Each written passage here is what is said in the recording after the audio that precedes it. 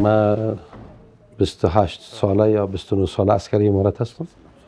مختلف وظایف ما تیر کردیم و ما در کابل امرای امارت اسلامی اینجا مسئولیت داشتیم. در همین خطای شمالی رفت آمد میکردیم و در غنت افسدابده بودیم و امرای عبدالسلام حنفی صاحب یک جا بود باش میکردیم و چیزی که رفقای نظامی داشتن اونا را سرپرستیشان با جبهات ما میکردیم. و عبدالسلام حنفی صاحب حفظه الله اونا در وزارت معارف یعنی من حیث معاون اول بودن. محمد النبی گروه پلان آج غاقی گروه پلان یاقی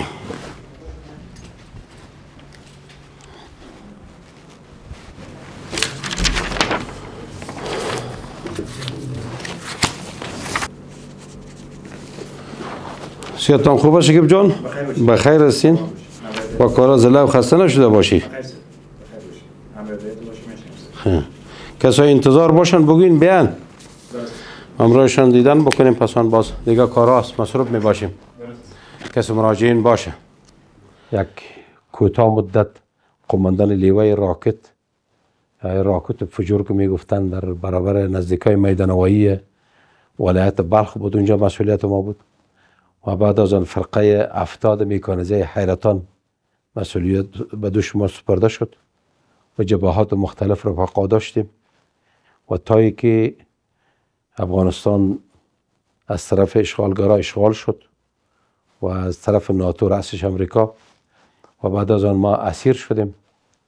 اسارات ما تا به زندان گوانتانامو کشید. قریبا 6 سال کم و پیش زندان مرور کردیم و بعد از آن باز رب العالمین به حرکت قومی و منطقوی را سبب کرد و فضل کرم کرد ما از زندان رها شدیم و بار دیگر به همون تعهد خود به امرای امارت اسلامی افغانستان دوباره عمل کرده به همون تعهد خود همراهشان باز یک جا شدیم تا به امروز همراهشان هستیم. مختلف وظایف‌ها بودیم، مختلف مسئولیت‌ها، از جمله همراه مسئولیت حلقه 5 ولایت که در ولایت بادغیس و فاریاب و سرفل و غور و همی ولایت ها بودن. ما همراه دوستا به یک حلقه بودیم. رأس ما مولا صاحب عبدالمنان هیراتی بودن، الله تعالی شهادتشان را قبول منظور کنه، سر شخصیت عالی بود. و بعد از آن به یک مدت طولانی تقریبا 4 سال کم و پیش مسئول حلقه ولایت های حوزه جنوب شرق بودیم، ولایت فکتیکا و خوست و پکتیا و لوگر.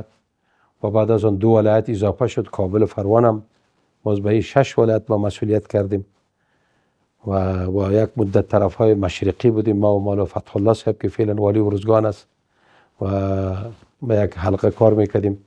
ولایت های نورستان و کنر و ننگرهار و لغمان بوده و بعد از آن بر حلقه شمال ما داده شدیم. در شمال در حلقات نظامی اینجا کار میکردیم، مختلف میدانا نبرد ولایت ها سفر میکردیم و این قصه سابقه بوده. و بعد از آن البته فتح پیروزی آمد، لله الحمد. تا هنوز امرای امارت اسلامی هستم و بعد از فتح پیروزی بزرگا خواستن که ما به ریاست عمومی رسیدگی به حوادث و اطفایه وزارت امور داخله کار کنیم. دمی وظایف ماندیم دیگه دمی 2.5 سال. یک قصه داشتیم در جنگل‌های نورستان. اون صاحب همکاری اهالی محل ولسوالی کامدش و توجه والی صاحب قماندان صاحبانه صاحب اون صاحب خاموش شده. الحمدلله. دیگه صاحب معترض که در ولایت هرات صاحب خلاص شد. فکر می‌کنم قماندان صاحب امنیت رسول خود که ایشون کمک می‌کنه بود ترمیم بکنه. تلفن ما 4 سیم کارت داره، شب و روز چالان است. در 24 ساعت چندین مراتبه از نوکروالی عمومی، نوکروالی سوقی داره، نوکروالی مخابره معلومات میکنیم در کابل و سطح کشور چه حالات اتفاق افتاد. از امور حوادث طبیعی و غیر طبیعی معلومات میکنیم. اگر کدام جای شده باشه برادر رسیدگی کرده باشه از او خود آگاه میسازیم و اگر کدام چالشی مبتلا باشند در سطح کشور ما همراهشان همکاری میکنیم. و تماس های ما 24 ساعته جریان داره و اگر بعضی حوادثی باشه که بسیار ناگوار سخت باشه در هر ولایتی باشه، مثل که در سالنگ شد یا مثل که در هرات شد، مثل که در میمنه بسیار سیلاب سخت آمده بود، به ذات خود ما اشتراک کردیم، یا در کابل بعضی نقاط بسیار مهمی بود. از این علاوه به اداره که آمدیم، کسایی که منتظرین است اینا را ورقایشان امضا میکنیم، از ادارات خود خبر میگیریم وقتا با وقتا. انشالله کدام مشکلات خود نیست، همه برادرها جور است ها؟ بسیار خوب. برای با خاطر چی کشیدین میدان بیرون؟ دیره سبقم پاک کنم. خواه صفایی کردین؟ دارم پاک. بسیار خوب. و از اینجا احوالات ها را تعقیب میکنیم و کسایی که پیشنهاد میارن، یا کسی تیل پمپ جور میکنه، یا کسی بلند منزل جور میکنه، یا کسی مقرر میشه، یا کسی شهرک جور میکنه، از جمله اداره زیرفته که به این امور باید اجازهش اخذ جوه، از جمله اطفایه، ریاست عمومی رسیدگی به حوادث و اطفایه هم است. از من اجازه میخواین، باز ما هیئت مبعوث میکنیم اونجا، میرن اون را میبینن.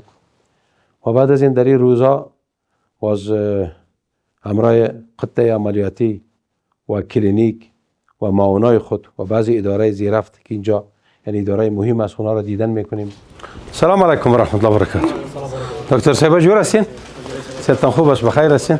آرام هستین؟ جور هستین؟ دکتر صاحب جور هستین؟ صحتتان خوب است؟ بخیر هستین؟ مشکلات نیست ان شاء الله؟ نه الحمدلله. ترتیباتتان برابر است؟ ان شاء الله. کدام مریض خو فعلا ندارین؟ نه. خواه. بسیار خوب. باز وقت نماز جماعت میریم، با واسطوان خویش اکثرا اوقات در مسجد برشان درس میگیم، یک چیزی با واسطوان خویش برایشان میرسانیم، توصیه میکنیم به لسان پشتو و فارسی. و بعد از آن باز به می اداره ایم است، اگر بعد از پیشین وقت پیدا کردیم باز در کابل، در مدیریت کابل یا استشارهای کابل دیدن میکنیم و امروزونه خبرگیری میکنیم که چه حال دارن، چه مشکلاتی دارن و حاضر هستن یا نیستن. اونا رو دیدن میکنیم، مشکلات تکنیکی و اداری داشته باشن با واسطوان خویش رفع میسازیم. رب العالمین به ثلث اللیل الاخیر شب را 3 تقسیم کو، آخرین تقسیمش رب العالمین به آسمان اول نازل میشه بلا کیف. چطور نازل میشه؟ او کما یلیق بشأنه نازل میشه از عرش و صدا میکنه. آیا کسی هست که توبه بکنه، استغفار بگوید ما توبه او را قبول بکنیم؟ و کسی هست که دعا بکنه و دعایش را قبول بکنیم، حاجتش را روا بکنیم؟ ما تقریبا 2000 نفر در اداره خود فعال شخصیت ها را داریم. واجد شرایط بوده تعداد مجاهدین را هم شامل کار ساختیم و مسلکی، همگی مسلکی است. البته مسلکی ها بعضیش قدرت توانایی را زیاد داره، 2-3 کشور رفته و تحصیل کرده آمده، استادای ماست، درجه ماستری، درجه لیسانس. الحمدلله در مرکز قماندانی مرکز تربیوی داریم و دیگه بر عملیات هم شرکت میکنن. یعنی ما ایتو کسی را در اداره نداریم که مسلکی نباشه. البته مسلکی ها بعضی زیادتر و بعضی کمتر درجه بندی دارن، درجه است، اما الحمدلله همگی اداره ما، چون که اداره مسلکی است، همگیش میتونن به میدان بندازی خوب به امرای حوادث با توان بندگی انشالله مبارزه میکنن.